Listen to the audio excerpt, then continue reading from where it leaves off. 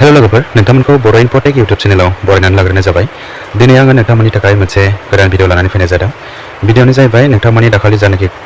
कुइसन सोंहरनाय बेफोर कुइसननि फिननायखौ आङो दिनै मोनसे भिडिअनि गेजेरजों लानानै फैनाय जादों। स' लोगोफोर नोंथांमोना भिडिअखौ फारि फारि नायलांबानो जाबाय। नोंथांमोननि जेसेबां कुइसन सोंनाय बे कुइसननि एन्सारखौ आङो हागौमानि होनो नाजादों। नोंथांमोना भिडिअखौ फारि फारि नायलांबानो जाबाय। फैदो दानिया भिडिअखौ जागायदिनि।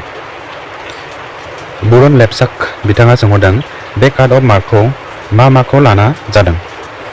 बे कार्ड अफ मार्कआ जाहैबाय जोंनि जानाखि BTC आव पस्ट ओंखारगोन 1200 बेखौ लानानै बानायनाय जादों। लोगोसे जेसेबां BTC आव टेट पास जानानै थानाय केन्डिडेट दङ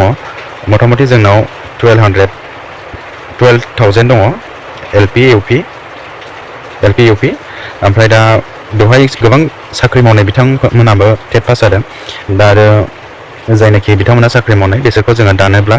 हमनानै लाबाय मोनसे केलकुलेसन खालामनायनि गेजेरजों 8,000 केन्डिडेटफोर दङ आरो फ्रेश केन्डिडेट 8,000 बे 8,000 केन्डिडेटफोरखौ लानानैनो जोंनि जानाखि 1200टा पस्ट बेखौ लानानै मोनसे कार्ड अफ बानायनाय जादों। बेवहाय केन्डिडेटफोरनि मार्क पार्सेन्टफोरखौ लानानै बेखौ मोनसे कार्ड अफ खालामनानै केलकुलेसन खालामनाय जादों। बेनो जाहैबाय जोंनि जानाखि BTC आव फैनो गोनां जानाखि एडभार्टाइजमेन्ट बे एडभार्टाइजमेन्टआव बेखिनि कार्ड अफआ फैगोन बेखौ मोनसे केलकुलेट खालामनाय जादों। कार्ड अफआ जागोन जोंना 204 LP आव लवेस्ट ओमफ्राय हाइस्टआ जाबाय 225 बा 230 बेबायदि थांनो हागौ बेयो LP सेक्सनाव। ओमफ्राय UP सेक्सनाव जोंना 265 to 290 बेबायदि थांनो हागौ। नेक्स्टआव दङ जोंना राजु ब्रह्म बिथाङा बुंहरदों बड' मिडियाम स्कुलाव हिन्दी टिचार पस्ट दंना गैया आरो दंबा प्रबिन गोनांखौ होगोन ना होआ? बर' मिडियाम स्कुलाव हिन्दी टिचारनि पस्ट दङ, नाथाय दानि जानाखि 1200 पस्ट ओंखारगोन बे 1200 पस्टआव जे हिन्दी पस्ट थागोन ना थाया बेखौ बुंनो हाया। दा एडभार्टाइजमेन्ट ओंखारबासो बेखौ मिथिनो हासिगोन। दा बेखौ आं दा मिथिथ'वा बिनि डाटाखौ। दा आरो बेवहाय बुंदों प्रबिन गोनांखौ होगोन ना होआ बेखौबो आं बुंनो हानाय नङा प्रबिन गोनांखौ होगोन ना होआ। दा बियो BTC गभर्नमेन्टनि सायावसो सोनारबाय, इडुकेसन डिपार्टमेन्टनि सायाव। नेक्स्टआव सोंहरदों धनन्जय ब्रह्म बिथाङा बुंदों व्हाट डु इउ मिन बाय AMTM? AMTMआ मा बुस्थु बेखौ आं बुजियाखै नोंथांनि सोंनायखौ। नोंथाङा कमेन्ट सेक्सनाव कमेन्ट खालामनानै सोंहरफिनबानो जाबाय। नेक्स्टआव दङ ज्ञानेन्द्र बसुमतारी बुंदों 191 चान्सथ' गैखाया न'? सरि 191आ फैनाय नङा। 191आ जोंना 1200 पस्टल' ओंखारोबा बेवहाय मोननाय आसा गैया। जोबोद दुखुनांथाव। मा होननो केन्डिडेटफोरा गोबां हिउज केन्डिडेट जाबाय देग्लाय। दानिया नेक्स्टआव दङ रिसामनि बसुमतारीया सोंहरदों सार दानि गोदान फरायसाफोरजों गोजाम फरायसाफोरा एकाडेमिक मार्कजों फेर मारिनो हाया। सार एसे हायोब्ला टेटनि मार्कखौल' लानायनि थाखाय गभर्नमेन्टनिसिम मिथिहरदो। नंखागौ बियो जानाखि सिगांनाखि फुराना केन्डिडेट हायार सेकेन्डारि पास जानाय डिग्री पास जानाय बिथांमोना दानि डिग्री पास जानाय हायार सेकेन्डारि पास जानायफोरजों पार्सेन्टेजनि बिथिङाव एकाडेमिक पार्सेन्टेजनि बिथिङाव कम्पिटिसन खालामनो हानाय नङा। बियो नंखागौ। दानि जानाखि गोदान केन्डिडेट बिथांमोननि केन्डिडेटफोरनि जानाखि पार्सेन्टेज बेयो जोबोद हाइ, जोबोद बुरजा आरो गभर्नमेन्टसिम थांनानै बुंहैनो एसे बुहुत मुस्किल दङ। अब्लाबो आङो नाजानायगोन एडभार्टाइजमेन्ट ओंखारनायनि सिगां डाइरेक्टर सारखौ लोगो हमहैनो नाजागोन। नेक्स्टआव दङ बिउटि बसुमतारी बिथाङा बुंहरदों मोननाय नंखाया आं जोबोद दुखुनांथाव। पार्सेन्टआ खम जानो हागौ बिथांना, ओंखायनो जोबोद दुखुनांथाव। पार्सेन्ट खमा जोबोद दुखुनांथाव। पस्टआ बुरजा ओंखारोब्ला पार्सेन्ट खमफ्राबो मोननायनि चान्स थागौमोन, नाथाय पस्टआनो खम। मा होननो गभर्नमेन्टआ मानो बेबायदि खालामखो जोबोद दुखुनांथाव। खुगाजोंथ' गोबां गिदिर खोथा बुंदोंमोन जोंनि मानगोनां प्रमद बर' बिथाङा आरो बिथांनि गोबां सेलादा बेलादा लिडारफोराबो गोबां गिदिर खोथा बुंदोंमोन, नाथाय जेब्ला खामानिखौ मावनांगौ जायो दाना 1200 पस्ट बुंनानै होबाय, जोबोद दुखुनांथाव। नेक्स्टआव बुंदों प्रितम बर' BM बिथाङा LP 222 UP 268 एसे चान्स दंफ्रामो दा। बिथाङा LP आव 100% चान्स दङ, 100% मोनगोन नोंथाङा 100% मोनगोन LP सेक्सनाव। ओमफ्राय UP आवबो एसे चान्स दङ, नाथाय एथ'ग्राब बुंनो हाया, मोनाबो जानो हागौ आरो मोननोबो जानो हागौ। बियो जेब्ला सेलेक्सन जागोन अब्लासो बुजिनो हासिगोन बेखौ। मोननायनि चान्स दङ UP आवबो, नाथाय एथ'ग्राब चान्सबो गैया, गेजेराव दङ। नाथाय LP सेक्सनाव 100% चान्स दङ, नोंथाङा 100% मोनगोन LP सेक्सनाव। नेक्स्टआव दङ अनसुमै बर' बिथाङा बुंदों टेट पासफोरा एप्लाइ खालामनो हागोन ना हाया? हागोन, टेट पासफोराबो एप्लाइ खालामनो हागोन। मानोना जोंनि जानाखि BTC आव स्पेसियेल टेट जानाय बा 6 शिड्युलाव स्पेसियेल टेट जानाय बेयो आसाम गभर्नमेन्टनि इडुकेसन डिपार्टमेन्टनि आन्दारावनो दङ। बे हिसाबै BTC-नि जानाखि एडभार्टाइजमेन्ट बेवहाय आरामसे एप्लाइ खालामनो हागोन नाथाय नोंथाङा जानाखि आसाम टेटजों एप्लाइ खालामगोन बिथांमोना रेसिडेन्सआ बा बिथांमोननि एरियाया बिटिआरनि सिङाव जानांगोन बिथांमोनासो एप्लाइ खालामनो हागोन नेक्स्टआव दङ अनि बर' सिगां एप्लाइ खालामनि सिगाङावनो होनलादोंमोन माथो अनलि 1200निल' पस्ट होनना 1200निल' पस्ट होबाय थादों दाख्लै बावैनि सिगांनिफ्रायनो नाथाय जोबोद दुखुनांथाव 1200ल' पस्ट होनाया एथ' बुरजा केन्डिडेट दङ बिनि जोंनो जानाखि बे पस्ट 1200 पस्टआ नुफ्लांगासिनो थोनाय नङा नेक्स्टआव दङ जन बिथाङा बुंदों लास्ट इयार एटेडआव आंना 195 मोनासै एबार आंनि एलपिआव 212 सार ओमफ्राय चान्स दंना गैया आरो सुपार टेट जागोन नामा 212आ चान्स दङ मोननायनि चान्स दङ जोंना काट अफआ 204सिम फैनो हागौ एलपि सेक्सनाव बे हिसाबै नोंथाङा आरामसे चान्स दङ ओमफ्राय चान्स दंना गैया नेक्स्टआव सोंबावदों आरो सुपार टेट जागोन नामा बिटिसिआव सुपार टेट जानाय नङा मानो होनोब्ला आसामावनो दाबो खेमसेबो जायाखै आरो बेनि प्रसेसा दाबो साक्सेस जायाखै बियो सोलिगासिनो दङ बेनि प्रसेसा दा जोंहा प्रमद बर' बिथां आरो डाइरेक्टर बिथाङा मैया दाख्लै बावैसो प्रेस मिटनि गेजेरजों बुंदों जे बियो मोनसे मेरिट बेसिसनि हिसाबैसो जागोन सुपार टेट जानाय नङा नेक्स्टआव सोंदों एडुकेसन क्वालिफिकेसना मानिखौ लायो एडुकेसन क्वालिफिकेसना जोंना ओइचएसनि पार्सेन्टखौ लागोन ओइचएसनि पार्सेन्ट बेनि उनावहाय नोंथांनि DLED नि पार्सेन्टखौ लागोन ओमफ्राय DLED बा BEd बेनि पार्सेन्टखौ लागोन नोंथांनि DLED बा BEd ओमफ्राय नोंथांनि जानाखि टेटनि पार्सेन्ट टेटआव बेसेबां पार्सेन्ट मोनदों बे पार्सेन्टखौ लागोन ओमफ्राय नोंथांनि जानाखि BAनि पार्सेन्टखौ लागोन बेवहाय एलपिनि थाखाय BAआ काउन्ट जानाय नङा जेब्ला नोंथाङा UPआव एप्लाइ खालामगोन UPनि थाखाय HS DLED टेट BAसिम दाजाबजोबनाय जायो पार्सेन्टेजखौ नोंथाङा गोबां केन्डिडेटफोरानो जानाखि टेटनि जानाखि पार्सेन्ट दिहुननाय बेखौ रोङाखै बिथांमोना आन्दायदों टेटआव जेसेबां मार्क मोनदों बेखौनो पार्सेन्ट हिसाबै लादों बेखायनो सोरबा गाव गावनि पार्सेन्टखौ बुरजा खोन्थानानै लाफ्लांदों बेवहाय जोंना नोंथाङा जुदि 95 मोनदोंब्ला टेटआव नोंथाङा बेखौ 150जों राननांगोन ओमफ्राय राननानै मोननायखौ सानजाबनांगोन 100जों बेखौ पार्सेन्ट दिहुननांगोन दा नोंथाङा बेखौ राननानै बेसेबां मोनदों नोंथांनि बेनो जागोन पार्सेन्टेज बे हिसाबै दिहुनबानो मोनगोन दानिया नेक्स्टआव दङ सिमान बर' बिथाङा सोंहरदों माबायदि काट अफ दिहुनो सोरबा खोन्थाहरदो काट अफआ बेनो बा जोंना जानाखि बिटिसिआव पस्ट ओंखारगोन 1200 बेनि सायाव बिथा खालामनानै बे काट अफखौ खालामनाय जादों आरो जानाखि बिटिसिआव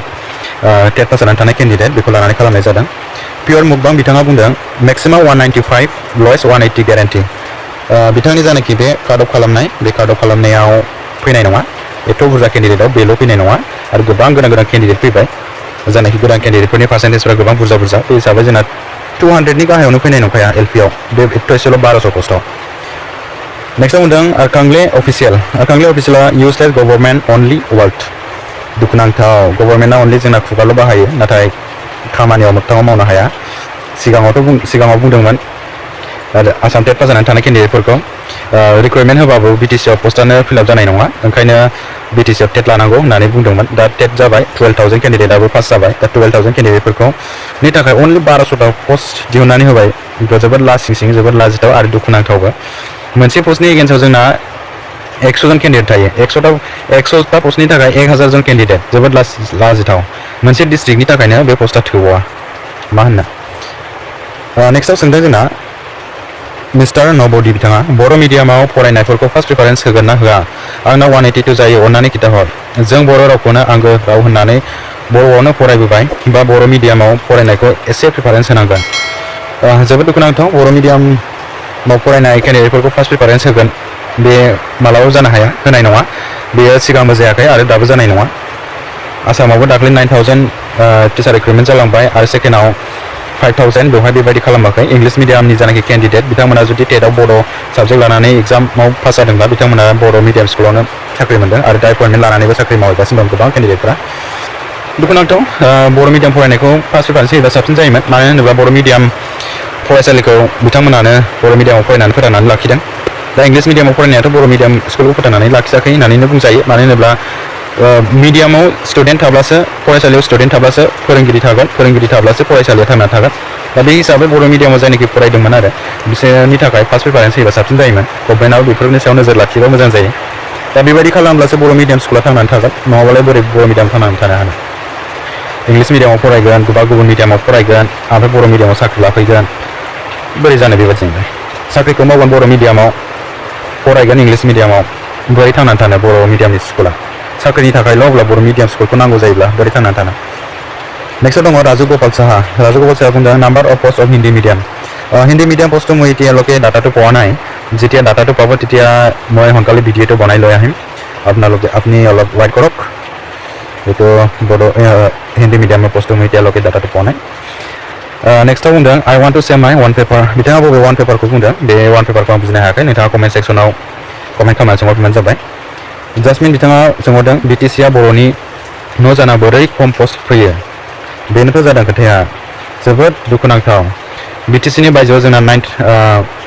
9,000 टिचार रिक्रुटमेन्ट जालांबाय अनलि बेवहाय जोंना 116 पस्ट होदों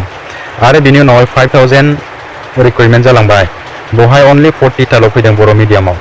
बेसेबां लासिंसिं बेसेबां दुखुनांथाव बेसेबां लाजिनांथाव दा बर'नि गुबै जायगा BTC बेवहायनो जुदि खम पस्ट ओंखारोब्ला आरो मा बुंनांगौ खोथायानो गैला जेबो बुंनांगौ रावानो गैया एप्लाइ खालामनाय समाव प्रभिजनाल सार्टिफिकेट होनो हायो ना हाया एप्लाइ खालामनाय समाव प्रभिजनाल सार्टिफिकेटखौ होनो हागोन नाथाय नोंथाङा जानाखि अरिजिनेल पास सार्टिफिकेट बेखौ एप्लाइ खालामना दोनखादो मानो होनोब्ला नोंथाङा जानाखि डकुमेन्ट भेरिफिकेसन जागोन अब्ला अरिजिनेल मार्कशिटखौ बा अरिजिनेल पास सार्टिफिकेटखौ बिनो हागौ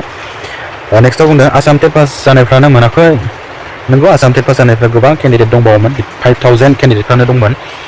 बिनि बांसिनबो दङ जानो हागौमोन नाथाय एपइन्टमेन्टखौ मोननो हायासै पस्टआनो बर' मिडियामाव जोबा एसेल' खम ओंखारदों बेवहाय बोरै मोननो हानो दा BTCआवबो एसेल' पस्ट ओंखारोब्ला बोरै मोनबावनो जोबोद दुखुनांथाव नेक्स्टआव बुंदों शंकर नार्जारी सासे सानैल' खोनानायखौनो बेबायदि काट अफ लानो हायो नामा सासे सानैल' नङा गोबां केन्डिडेटफोर दङ इभेन आंनि लोगोफ्रानो गोबां केन्डिडेटफोर दङ गासिबो 200नि गोजौआवनो जोब आंनि लोगोफोर जानाखि टेट पास जानाय बिथांमोननि जानाखि मार्क 200नि गोजौआव जोब नोंथाङा एसे जानाखि ससियेल मिडियायाव होनाय बा दा टेटनि वाट्सएप ग्रुप बानायनाय बेफोराव नोंथाङा फल' खालामबा मिथिनो मोनगोन बेसेबां जागोन काट अफआ आरो जोंना 1200 पस्ट 1200 पस्टआव जोंना बर' मिडियामाव 400नि गाहायाव थागोन पस्टआ अब्ला नोंथाङा साननानै नायब्लानो मोनगोन बेसेबां फैगोन काट अफआ नेक्स्टआव दङ बुहुम बर' बिथाङा बुंदों आसामाव बर' मिडियामनि पस्टखौ 10% होयो पस्ट थाबाबो होआ BTCआबो गुबुन मिडियामनिखौ पस्टखौ खम होना बर'नि पस्टखौ बारायना होनांगौ आंनि बादिब्ला नंगौ गोबां दुखुनांथाव BTCनि बायजोआवबो पस्टआ खम ओंखारो BTCआवबो पस्टआ खम ओंखारो बर' मिडियामनि थाखाय मा जानो बेबायदिजों बर' मिडियामाव बोरै थांनानै थानो दा बर' BTCआव जोंहा बर' मिडियामनि पस्ट बा एसामिस मिडियामनि पस्ट 50-50 ओंखारबाबो जथेस्थ नाथाय बर' मिडियामनि पस्टआ जेब्लायबो खम थायो मा होनो जोबोद दुखुनांथाव एथ' बुरजा केन्डिडेट पास जानानै दङ आरो एथ' बुरजा फोरोंगिरि गैयै फरायसालि दङ मारै एसेल' पस्ट होखो नेक्स्टआव दङ MN मन्जु नारायण बिथाङा सोंहरदों 1200ल' बोरै जानो हागौ बेनोथ' जादों 1200ल' बोरै जानो हागौ जोंना 427 पस्ट दंमोन सिटेटनि केस होनानै जानाखि बे पस्टआ पेन्डिं जानानै थादोंमोन नाथाय बे पस्टखौथ' जेबोखौनो रायखाङासै जोंनि जानाखि BTC गभर्नमेन्ट डाइरेक्टर बिथाङा खोनानो मोन्दों बे पस्टखौ दाख्लै बावैसो एपइन्टमेन्ट होबाय होननाय खोनादों बेखायनो बे पस्टखौ सिरियै दोनबाय खोमा दा नोंथांमोनहा ज' जानानै जुदि बे पस्टनि एगेन्स्टआव एसे RTI होयोबा बा माबा मोनसे कमप्लेन होयोबा बा बिनि सायाव कुइसन सोङोबा हयथ' बिनि सायाव रिप्लाइखौ होनो हागौ BTCनि डाइरेक्टर बिथाङा बा गभर्नमेन्टआ नोंथांमोना बिनि सायाव एसे नोजोर लाखिबानो जाबाय दा जुदि 427 पस्टआ जुदि प्लास जायोब्ला 1200जों अब्ला जोंहा 1600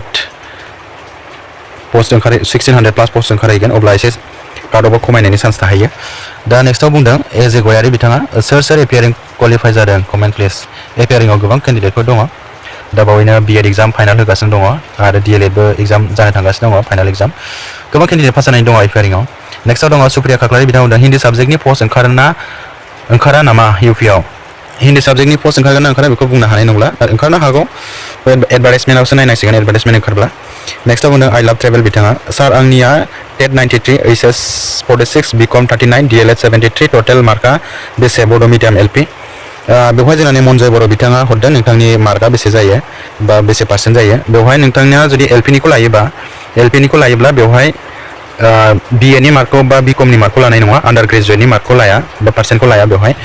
अनलि HS DLED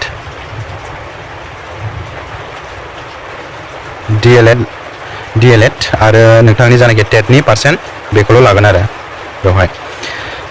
बेखौल' लागोन नोंथाङा बेखौ सानबानो जाबाय दानिया नेक्स्टआव दङ जोंना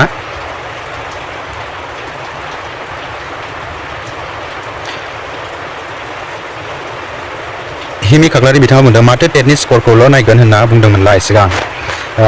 टेटनि स्करखौल' लानाय नङा बेवहाय जोंना जायनाखि मेरिट लिस्ट हिसाबै HS डिग्री टेट DLED बेखौ प्लास खालामनानै मेरिट लिस्टखौ सायख'नाय जागोन अनसुलि बसुमतारी बिथाङा बुंदों आंना UP 87 टटेल UP आव नोंथाङा 87 मार्क मोनदोंब्ला बेखौ नोंथाङा पार्सेन्ट दिहुनदो 150 डिवाइड इनटु 100 खालामनानै नोंथाङा पार्सेन्टखौ दिहुनदो बेसे जायो ओमफ्राय बेखौ नोंथांनि हायार सेकेन्डारि DLED आरो डिग्रीनि पार्सेन्ट बेखौ प्लास खालामनानै टटेल खालामबानो जाबाय बेनो नोंथांनि UP नि टटेल काट अफ पार्सेन्ट जाहैगोन रन्जन दैमारि बिथाङा बुंदों LP 200 पास UP 283 नोंथाङा UP आव 283 बा नोंथाङा आरामसे मोनगोन जेबो टेनसन गैया UP आव LP आव एसे डाउट दङ आसा एसे खम दङ नोंथाङा UP आव टेनसन गैया आरामसे मोनखागोन सिन्था खालामनाङा माखौ प्लास खालामो बेखौ आं सिगां एसे सिगाङावनो बुंबोखाबाय नोंथाङा बेखौ खोनाबाय जानो हागौ नोंथाङा बेखौ मिथिखाबाय जानो हागौ जुबनलाल बसुमतारी बिथाङा बुंदों नामनिल'सै गासैबो दुखुनांथाव BTC गभर्नमेन्टआनो खालि निउसावल' मोजां खोथा बुङो नाथाय आखाइजों खामानि मावनानै देखायनो हाया मा बुंसै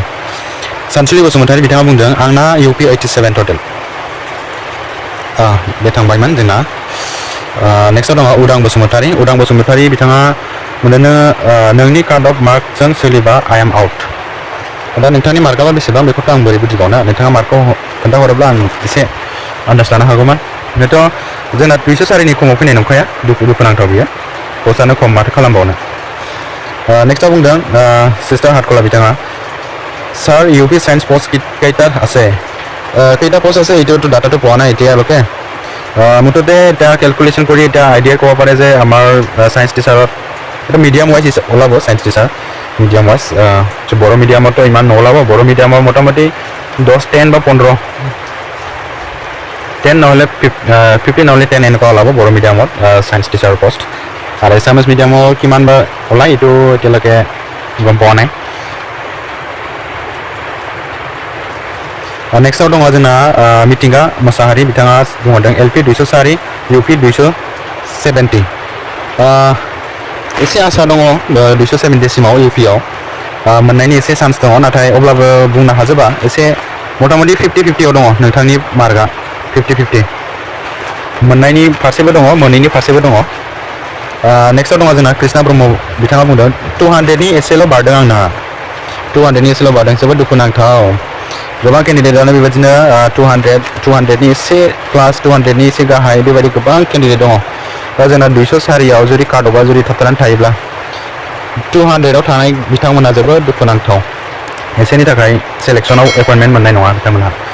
दा लोगोफोर भिडिअआ एसेनोसै नोंथांमोननि जानाखि कमेन्ट हरनाय बेखिनियावनो जोब्बाय बे भिडिअआव नोंथांमोना निश्चय नोंथांमोननि लुबैनाय बायदि कुइसननि एन्सारखौ मोनबाय जानांगौ आरो जुदि मोनाखैब्ला आरो माखौबा बुजियाखैब्ला नोंथांमोना भिडिअनि जानाखि कमेन्ट सेक्सन बेवहाय कमेन्टआव सोंहरबानो जाबाय आं नोंथांनो रिप्लाइ होनो नाजागोन लोगोफोर भिडिअआ एसेनोसै नोंथाङा भिडिअखौ मोजां मोनदोंब्ला लाइक आरो शेयार खालामनानै होदो लोगोसे नोंथाङा आंनि चेनेलाव गोदानब्ला चेनेलखौबो साबस्क्राइब खालामनानै होदो नोंथांमोननि थाखाय आं बेबायदिनो गोदान भिडिअ लाबोनो नाजाबाय थागोन लोगोफोर भिडिअआ एसेनोसै गोजोन्थों